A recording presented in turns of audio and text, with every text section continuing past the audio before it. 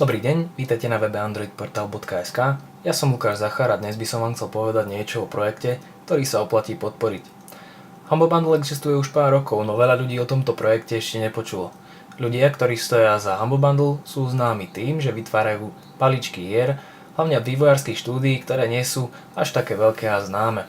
Kupujúci si potom môžu zvoliť vlastnú cenu, ktorú sú ochotní za takýto balíček zaplatiť.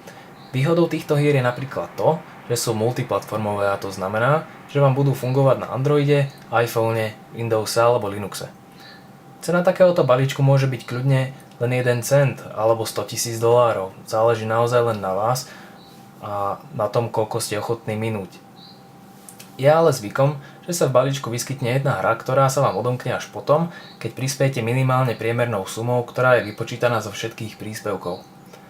Momentálne je to $6.29 a ak sa teda rozhodnete si balíček kúpiť v tejto hodnote, tak sa vám odomkne hra Swords and Soldiers. Ak neviete, o akú hru ide, tak na náš web som do článku o Humble Bundle umiestnil aj trailery na všetky hry, ktoré v tomto balíčku nájdete, takže kliknite si na odkaz, ktorý je pod videom.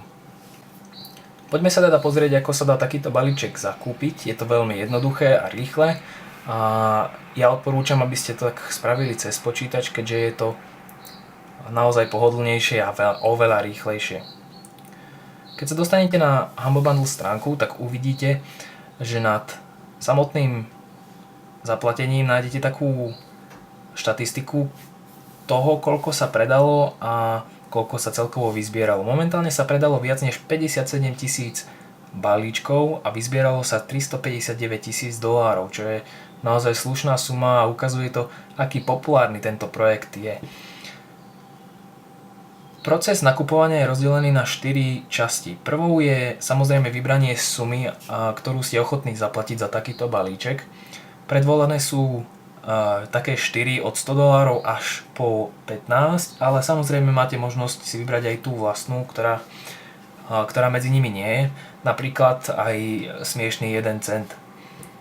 Druhou možnosťou, alebo druhým krokom je vybrať, komu tie peniaze chcete venovať.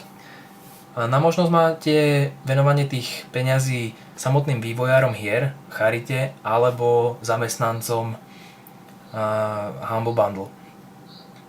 Tretím krokom je vybranie vašej e-mailovej adresy, kam chcete, aby vám váš balíček doručili.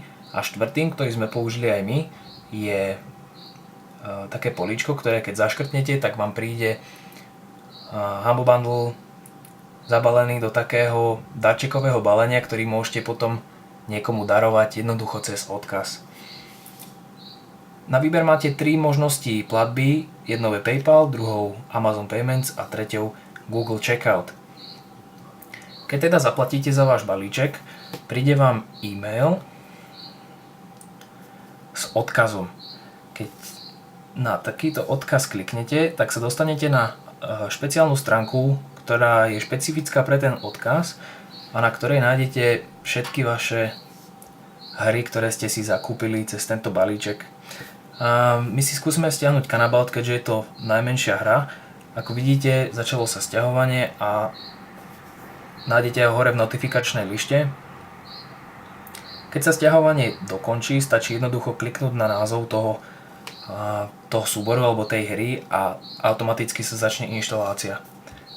Ak by sa takáto inštalácia nezačala, bude to pravdepodobne preto, že nemáte povolené inštalovanie aplikácií z neznámeho zdroju a to si povolíte v nastaveniach systému a potom v nastaveniach aplikácií. Bohužiaľ ja mám HTC HD2 a varenú ROM Androidu, čo znamená, že ja tam tie nastavenie nemám, keďže to mám povolené hneď od začiatku, ale vy tam medzi tými nastaveniami budete mať aj spomínané nastavenie aplikácií z neznámeho zdroju, takže si to povolte, ak vám vyskočí nejaká notifikácia, tak na ňu kliknite. To bolo všetko o Humble Bundle.